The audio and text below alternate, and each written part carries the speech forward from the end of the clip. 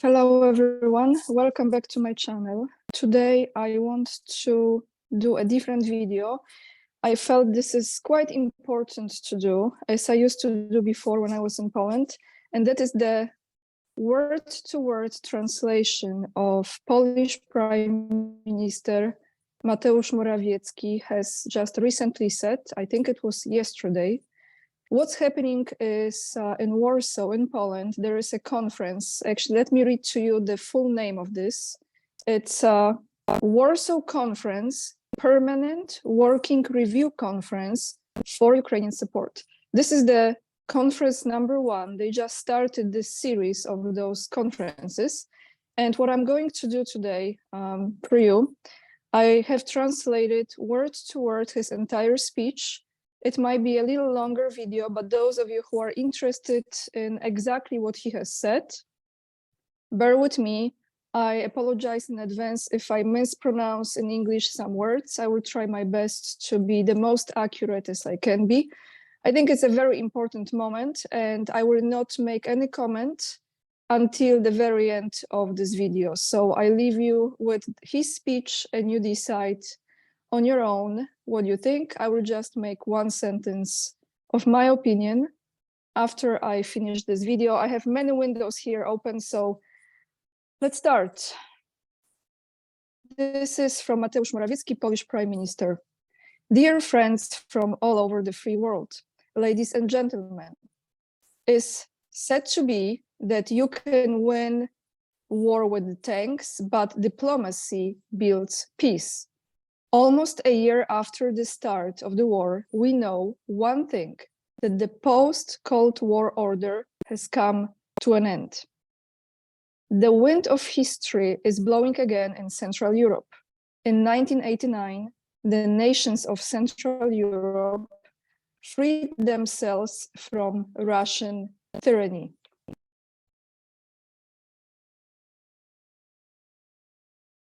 Entire Western Europe had to face new challenges. The Russian Empire was defeated by the combined forces of the civilization of the free world as it was then. Unfortunately, the story did not end there, although many believed so. The early victory might be said to have defeated the victors. Communism ended in Russia, but colonialism did not end. Russia's will to rule and dominate other nations did not end. Meanwhile, the West exchanged the struggle for freedom for contracts with the Russian oligarchy. We often talk about Europe's dependence on Russian resources, and indeed, Putin acted a bit like a drug dealer. And the dealer always gives the first dose for free or very cheap in order to get addicted, so that the addict will come for more and agree to any price. The fact that Europe was so easily seduced by Russia is not only due to the demonic abilities of Putin and Russia, but above all, to the weakness of Europe itself. Today, it is not enough for us to talk about rebuilding Europe. Today, we must think about rebuilding Europe so that peace and security become permanent foundations of development for many decades. I remember in the early 1990s, then US presidential candidate Bill Clinton said in his election campaign, quote, "The economy is stupid. The economy, stupid." End of quote. I remember that at that time, there was a widespread belief that money was the cure for all evils, that also in countries such as China or Russia, money certainly helps build the middle class and leads to the democratization of life. It happened otherwise.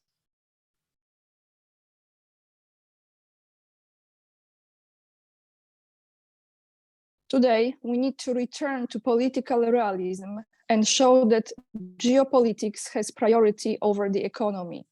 In a so-called perfect market, the cheapest solution is usually chosen. But markets only work perfectly in outdated economic textbooks. In real markets, the oldest solutions very often, almost always, have hidden costs. Europe's cooperation with Russia seemed cheap and effective until Vladimir Putin put up a proper full bill. These were supposed to be gas contracts and turned out to be a pact of which Europe sold its soul. The Kremlin made a mistake from Russia's point of view by attacking Ukraine. I am convinced that, unfortunately, he would have a great chance of winning the war with Europe if, step by step, he made it dependent on himself. Let us recall what happened in the years leading up to the attack on Ukraine. The heroic struggle of the Ukrainian people, which is why I am convinced not only saved Ukraine itself, but also awakened many countries of the free world from their geopolitical slumber. The war in Ukraine is not a proof of Russia's strength. This war is a test of the strength for the West. We face a clear choice: either the victory of Russia and the defeat of the West, or the renaissance of Western civilization. Poland was the first to stand on the side of Ukraine, on the side of freedom. Poland was the first to show that this is not just a war against Ukraine, but that it is a war for the future of Europe, the future of the free world. The Kremlin expected it to be a blitzkrieg. Thanks to the heroism of Ukraine, this plan failed. But it is the West that must make the free world, must contribute to that. This war becomes the Waterloo of Russian imperialism and Russian colonialism.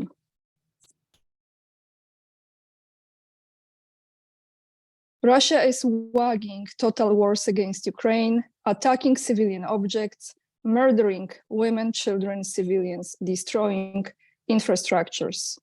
Without the support of countries such as Poland, Ukraine would be one big ruin today. Many did not want to believe that Russia could attack. It was so until recently.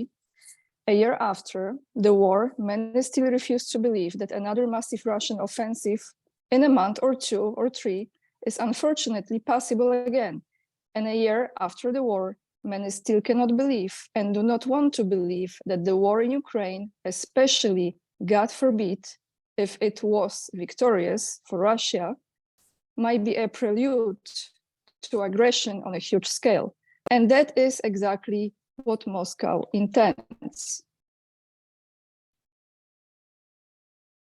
Therefore, this time, today's time, can also be called the time of the struggle for imagination, the struggle for a new world order.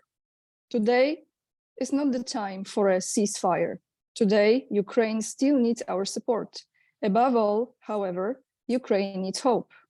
This hope is born here in Poland. It is born in every Polish home where war refugees have been received. It is born in every diplomatic success, in every success that increases support for Ukraine on the international forum. It is hope that is the seed from which a completely new geopolitical order can grow. Victory in the fight against Russia is closer not only thanks to the successes of the Ukrainian army, not only because of the fatigue of the Russian bear, not only because of the sanctions that are slowly starting to work, but also because a large part of the world, the free world, has shown determination and tenacity.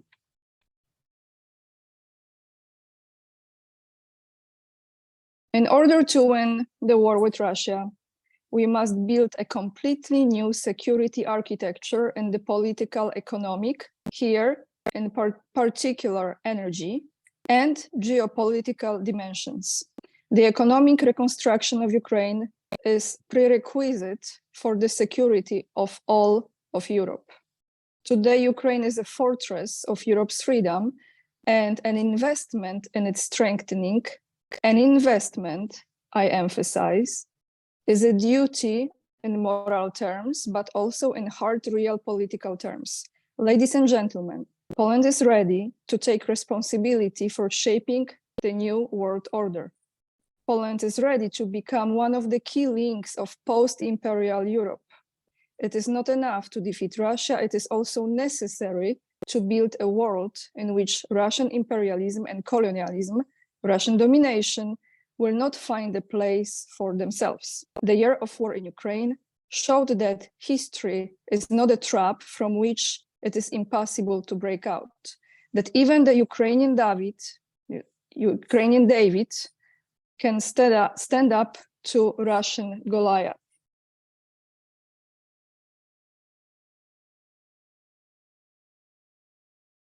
For years, it has been said that the history of the West is coming to an end and must give way to other civilizations.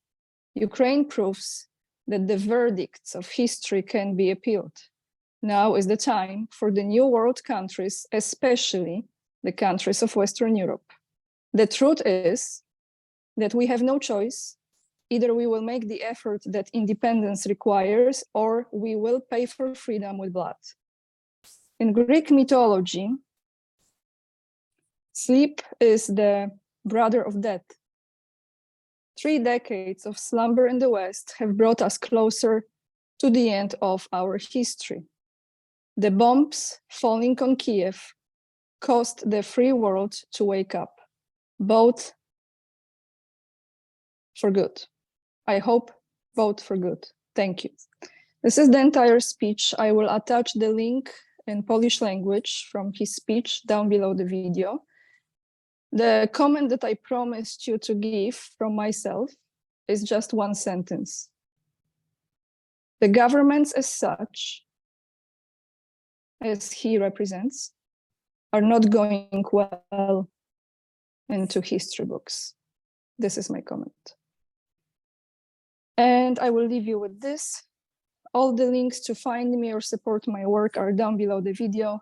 I hope this gives you some more detailed information. Thank you for watching, and I will be back with you with another more lighthearted subject video. Thank you, guys.